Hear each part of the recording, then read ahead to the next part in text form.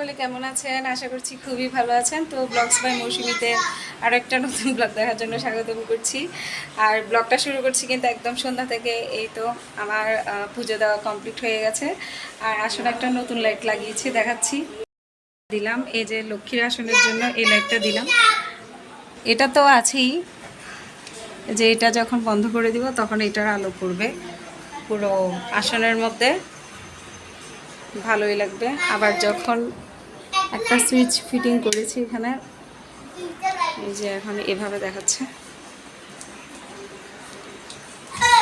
কেমন দেখাচ্ছে আসনটা?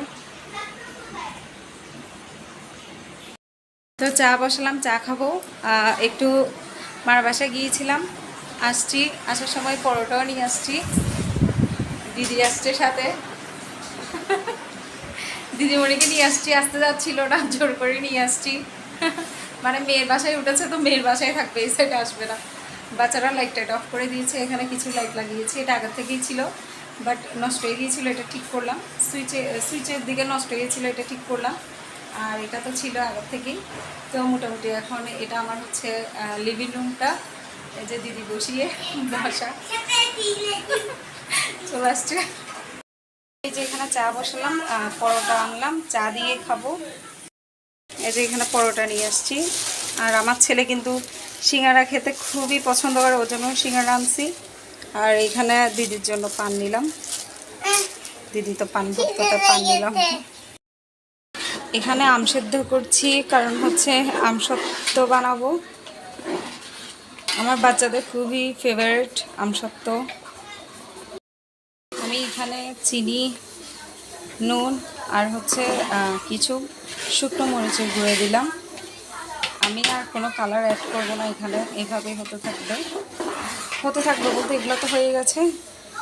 ছেঁকে নিয়ে ফেলবো, ব্লেন্ডার করার পর ছেঁকে নিয়ে ফেলবো।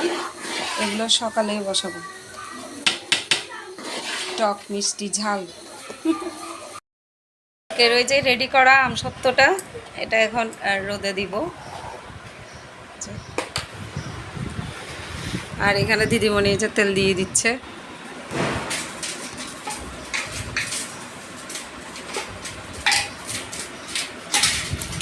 দুইটাতে বসানো হবে, এটা আর এটা। আসতেছে।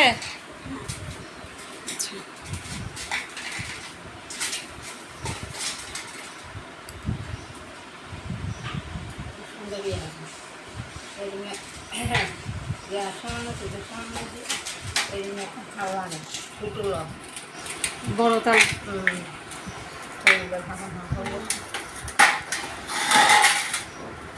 তো এটাতে তেল দেওয়া শেষ।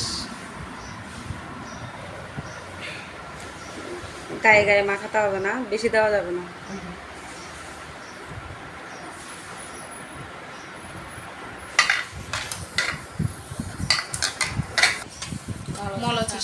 মরচি শাক নিলাম, ফ্রেশ একদম।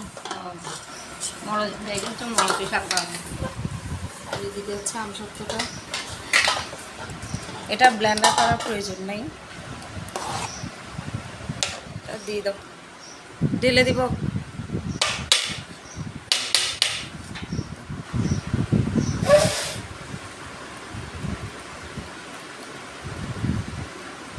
আর একটু দাও, এটা বড় না।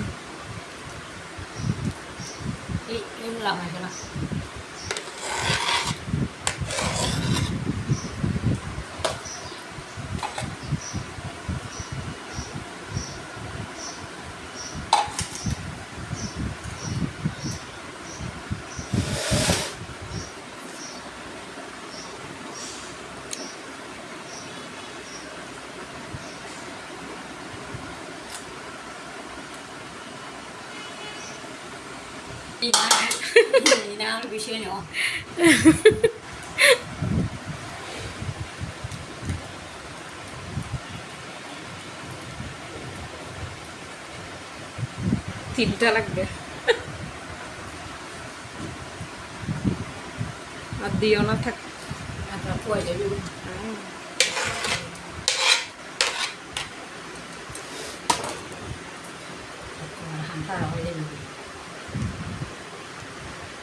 দুই তিন দিন রোদে দিলে। এখানে তিনটা প্লেটের মধ্যে দিলাম। এই যে এটা একটু বড়, এটা মাঝারি, এটা ছোট। এরকম দুইটা থাকলে কিন্তু হয়ে যেত না, এরকম দুইটা থাকলে হয়ে যেত। অনেক মোটা হয়েছে। এখন দিয়ে আসি, সবে মাত্র 9:30 বাজে, রোদে দিয়ে আসি এগুলো। ছাদে দিয়ে দিলাম, মশারি দিয়ে দিলাম যাতে কাকে না ধরে। এই যে আসলাম ঠাকুর ঘরে পুজো দিব। এই যে আজকে এই ফুলগুলো পেয়েছি, দিয়েছে আমার সেজোজা।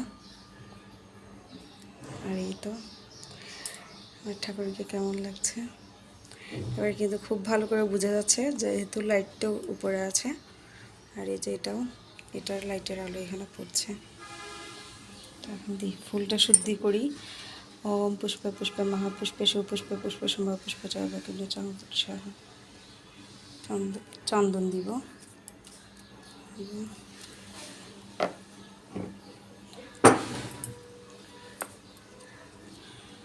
ভগবানের সাদা ফুল খুব প্রিয়, এই যে সাদা ফুল দিলাম। সুগন্ধি ফুলও খুব প্রিয়। আর এগুলো হচ্ছে বেলি ফুল।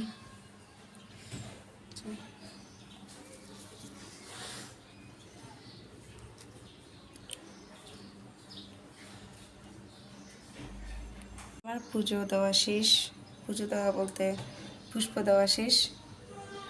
এরপর আরতি করব আজকে। এই তো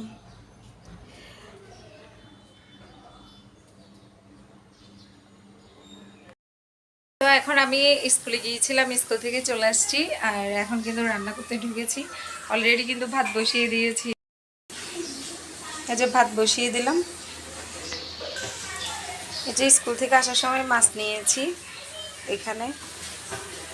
আর এগুলো হচ্ছে শাক, এগুলো সকালে নেওয়া হয়েছে, এগুলোই রান্না করব।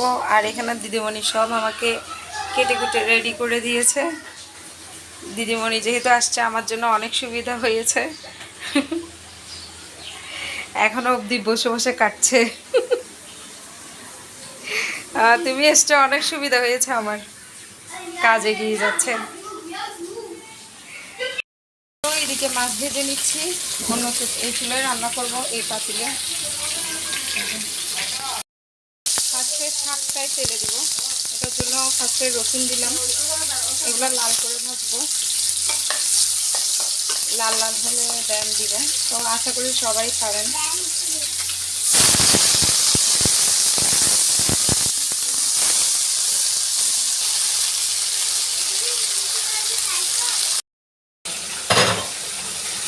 তো আমার এখানে শাক ভাজা হয়ে গেছে।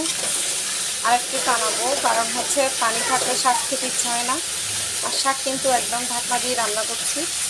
ঢাকনা দিয়ে রান্না করলে কিন্তু শাকের পুষ্টিগুণ ভালো থাকে, এটার জন্যই। লাঞ্চ হচ্ছে এগুলোই, শাক ভাজি। আর এখানে মাছের অল্প তেল হয়েছে, এগুলো জাস্ট টমেটো আলু আর হচ্ছে বেশি করে পেঁয়াজ দিয়ে রান্না করেছি।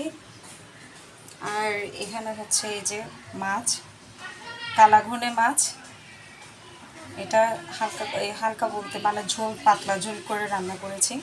গরমের দিনে কিন্তু পাতলা ঝোল খেতেই ভালো লাগে। আর তো সাথে তো অবশ্যই ভাত আছেই। ঝরঝরে ভাত, সাদা ভাত।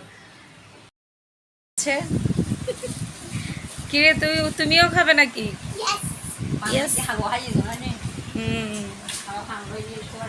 আমার দিদিরা পান ছাড়া চলতে পারে না, পান খাবে এখন।